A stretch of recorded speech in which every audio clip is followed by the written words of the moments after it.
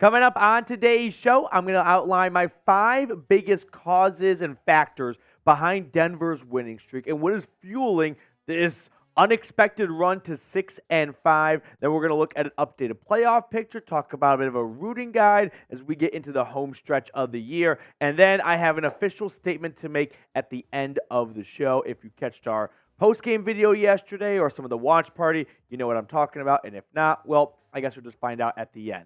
But let's talk about what is driving this winning streak. My top 5 biggest factors, starting with this one, takeaways. I mean, Denver's defense has been an absolute takeaway machine to the likes that we have never seen before, really, right? I mean, look at what Denver has done amid their 5-game winning streak. 16 takeaways.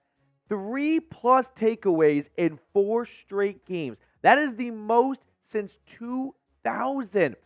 23 years have never seen the likes of it. Turnovers forced by 7 different players. It's not just PS2 and Justin Simmons and Baron Browning coming up with interceptions and forced fumbles. No, you've got 11 starters on defense, and you've got 7 guys, over half of them coming away with takeaways. This is the ultimate group project. Denver has scored 35 points off of those 16 takeaways. I'd like to see that number be a little bit bigger, if I'm being honest. We'll talk more about that.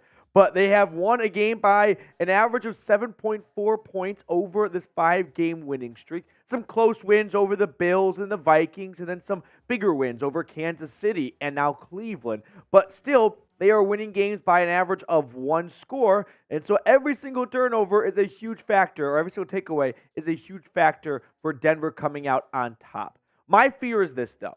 The takeaway run will come to an end at some point. Like, it's just not sustainable to count on the defense coming away with 3 to 4 takeaways every single week. It's an awesome run right now, but inevitably, a few of the bounces aren't going to go your way, and maybe there's going to be a game or two where you come out there with 1 or 0 takeaways. Just look at the best defenses. It's hard to keep up consistent defense every single week. I mean, ask the 2000 Ravens, they even had a bad game or two. But will the offense be able to score if the defense is not giving them great field position? That is my biggest fear if I'm Denver, right? Right now, the offense is relying too much on the defensive takeaways to put together scoring drives, and they're still not even adding enough points off of these takeaways, in my opinion. They put together a touchdown this past game against Cleveland off a takeaway, but before that, it's been primarily just field goals coming off of these takeaways. So hopefully the offense can pick things up on their end and not be so reliant on the takeaways to fuel the scoring. Second big factor behind the 5-game winning streak, the offensive line. Let's give some love to the big men up front, the big people mover up front, because Denver's offensive line did not have a very good start to the year, but they have turned it around like every single part of this team has amid this 5-game winning streak. Look at the Denver offensive line in the first 6 weeks of the year compared to the next 6 weeks of the season. Sacks allowed goes down from 6 to 2. This is all 5 players combined, by the way. Hits allowed, down. Pressures allowed, down. Rushing yards every single game, up. Penalties, down. Across the board, Garrett Bowles and this offensive line have picked things up during this 5-game winning streak after a slow start to the year. And if I could single out one player, it would be 72, right? It would be Garrett Bowles, because he is playing maybe the best football of his NFL career. He was awesome in 2020, and he is right there this year after suffering a major injury last year. He's ranking 22nd out of 81 qualifying players.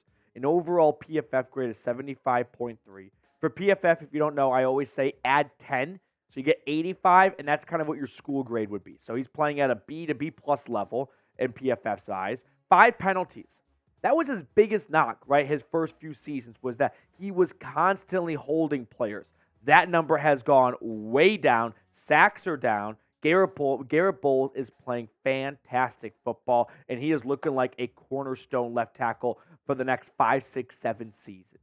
Now, before we get on to the rest of my driving factors behind Denver's 5-game winning streak, I want to give a quick shout out to our sponsor today, Prize Picks. Thanks to Prize Picks, I've had a blast watching football, winning up to 25 times my money this season, and I can play during basketball season as well. Now, tonight's Monday night game might not look like an awesome matchup between a bad Bears team and maybe a regressing-ish Vikings team. However, with Prize Picks, you can stay locked in on the game by picking more or less than on 2 to 6 player stat projections. And Prize Picks is doing a great Cyber Monday deal if you pick 6 player stat projections.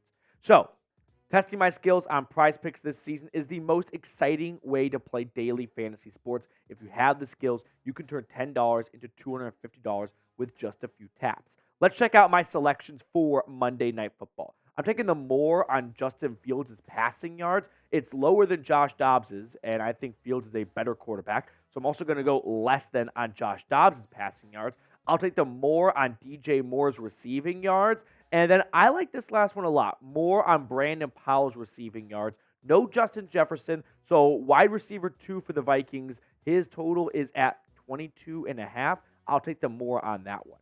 Go to prizepicks.com/CLNS and use code CLNS for a first deposit match up to $100. The link for that is in the comments and description of today's video. Prize Picks, daily fantasy sports made easy. Third factor behind this winning streak, fourth quarter Russ. Russell Wilson has been, head and shoulders above where he was last year. And a big reason why Denver has had such a tremendous amount of success in the last month and a half or so is because of what Russell Wilson has done in the fourth quarter of all these games, okay? Look at Russell Wilson's stats on the left for the entire season, and then in the fourth quarter this entire season. 709 yards, 8 touchdowns, no interceptions. Quarterback rating is up. Russell Wilson is being smart with the football. He's not being reckless with it. He's not giving games away. He's not throwing costly interceptions. No, we have seen him lead game-winning drives amid this winning streak, and we've also seen him be smart with the football, take what the defense gives you, get the first downs and whatnot, and run some clock off. So whatever the situation calls for, Russell Wilson has delivered in the fourth quarter of all of these wins. Now, I want you guys to get your red pens out and grade Russell Wilson this season. A, B, C, D, or F. I think I would give Russ a B+. I think we've seen a tremendous amount of improvement from last year. But as always, what I've been saying all year long is the bar wasn't that high last year. So I think it's a bit shallow to go, he's better than last year. He should be better than last year. He threw 16 touchdowns last year. That's only 4 more than the number of bathrooms in his house. But he has held on to the football. He has been smart with the ball. Russell Wilson, in my eyes, has been a B+ quarterback to A- quarterback this season.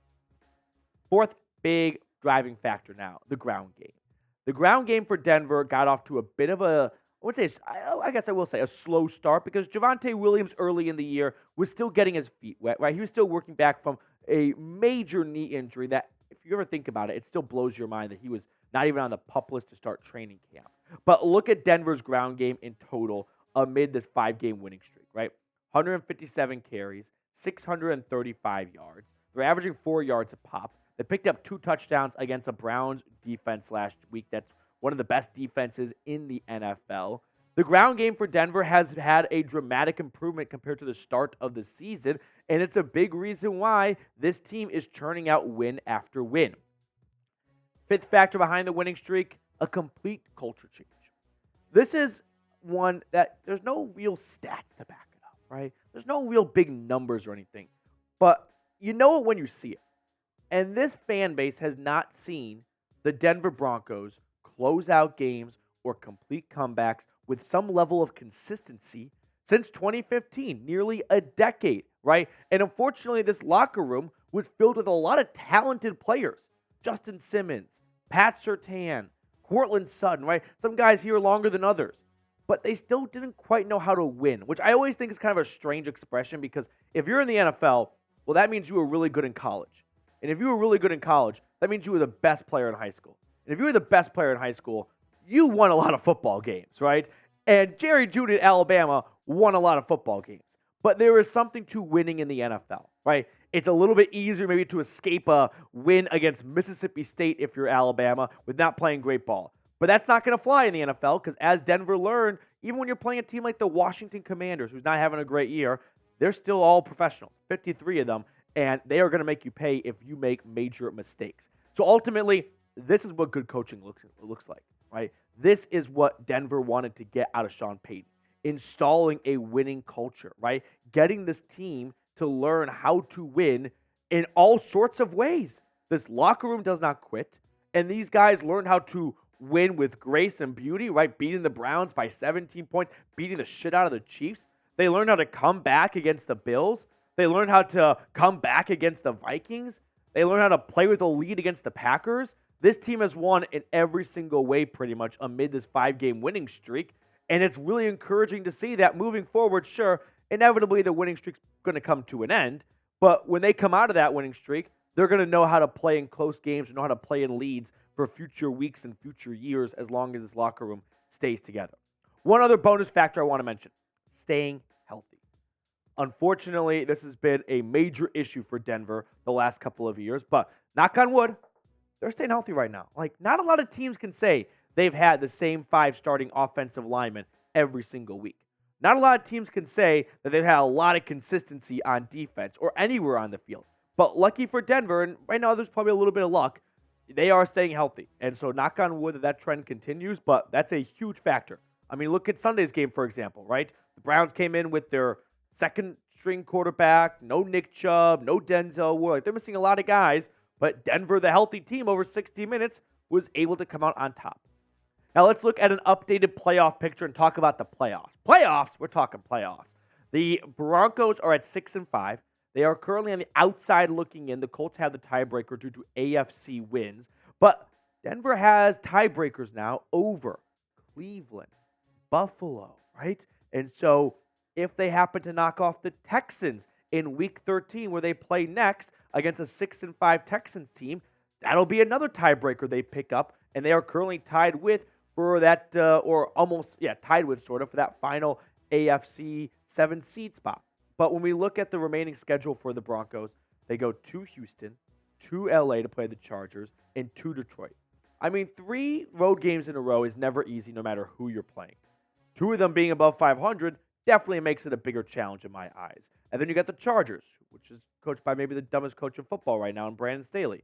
But outside of that 3-game road stretch, like if you can come out of that, even if you just go 1-2, which I know doesn't give you a whole lot of hope because you're 500 going to the final 3 games, but I think Denver could win those final 3 games, right? Or at least go 2-1 in that stretch, and that gets them to 9-8. I mean, if they can go 2-1 on the first 3 games and then 2-1 in the last 3 games, now they're at 10-7. And if we look at the history of the 17 playoff and the 7 seeds, I mean, outside of the 2020 Colts, 9 wins, 8 wins, 9 wins, 9 wins. Like, it doesn't take a whole lot to get the final playoff spot in the 7-seed format. So if Denver can get to 9-8 by just going 2-1 on the road and then 2-1 in their last 3 weeks, I wouldn't say even doing the bare minimum, but kind of close to it with the way they have looked recently, that should be enough to get the 7 seed in my eyes. But a lot of football left, so I'm not going to quite get ahead of myself here and start doing a rooting guide, if you will. But if you want a rooting guide, it's this. Root for NFC teams over AFC teams competing for wild card spots. Now, be honest with me. Will the Broncos make the playoffs? Yes or no? Give me your honest opinion down below in the comment section. If you guys recall, before the season started, I gave season projections for the year, and I had Denver going 9-8, and I think I'm going to add and get in the 7 seed now. Okay, I don't think I had them get in the 7 seed in my preview before the season started, but I projected them to go 9-8 and then maybe miss out on the 7 seed due to tiebreakers. But now they're putting together some really important tiebreakers here. So give me 9-8 still, and give me the 7 seed now. Now, to wrap up the show, I want to clear the air a little bit. Now, if you watched our Broncos-Browns watch party yesterday, you know what I'm talking about. And if you didn't, well, you can stick along if you'd like, or you're more than welcome just to tap out because this part is a little bit confusing if you don't know what I'm talking about. But let me just clear the air a little bit and talk about my role here at Chat Sports because I think that will help answer a lot of questions. So first off, I joined Chat Sports 2 years ago and some change. And I came over from doing small town radio in Evanston, Wyoming. So an opportunity to come cover the NFL, yeah, that was something I was not going to pass on. Now, when I joined Chat Sports, we were still a growing company, and we have grown a lot. We have nearly doubled since I've joined, but we're still not some huge company the likes of ESPN or Barstool with hundreds of employees. No, we've got 20 to 25 people in the bullpen, as we call it, working hard every single day. Tex, what time did you get in this morning? 7:30? 7:30. We don't leave until 6:30, 6:45. And I'm not saying this to get brownie points. I'm just outlining that we work hard here at Chat Sports so that we can continue to grow, so we can hire more people. Because right now we don't have enough people for all 32 NFL teams. We don't have enough dedicated hosts to have each person on one team. So because of that, I got to help out in other areas. I host our Browns Report channel, and then recently I was added to our Falcons channel as well. The Falcons guy left, and next man up mentality still here at the office. And I think, like anyone else, if your boss asks you to do something, you don't say no. And if you knew our boss, you definitely wouldn't say no. So the Browns Report is the biggest channel, as you saw. So when I say, like, hey, the more subscribers we get, the more watch parties I can do, I'm not pulling your leg. I genuinely mean that. If the channel has more subscribers, well, we have a big spreadsheet that outlines which studios are assigned to which channels, and the pecking order is based off of subscribers. So the Browns Report has more subscribers, so I'm assigned to do that on Sunday. Like, there's not a debate or a conversation to be had.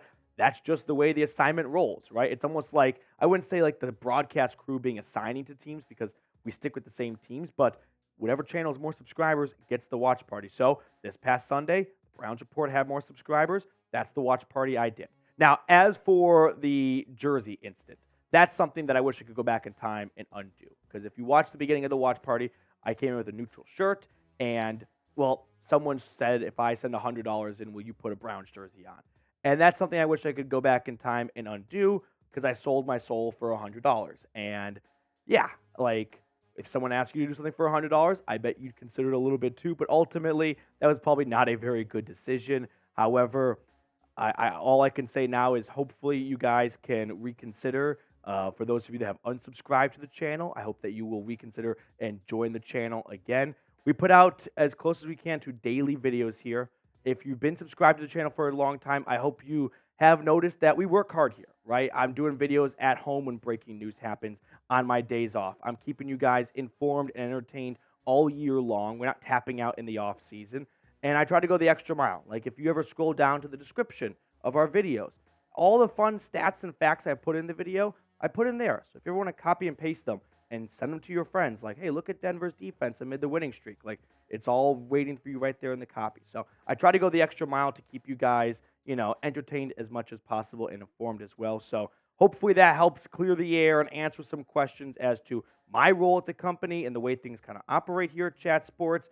And hopefully it is, a little bit of water under the bridge. But ultimately, I understand that your time is precious and you want to spend your time online, away from work, school, or whatever, with the best entertainers and at best, content creators out there. So hopefully we can move past this. If not, I can't really fault you too much. It's an unusual arrangement here at Chat Sports, I would say, with guys hosting multiple NFL teams at times. But if you've ever been a part of a growing company, you can probably understand the grind a little bit better of, like, hey, that's what it takes sometimes. A little bit of elbow grease and some long hours until we are big enough to have enough employees for all 32 teams. That's going to do it for us. Thank you so much for tuning in. I hope you guys continue watching, and we'll see everyone later.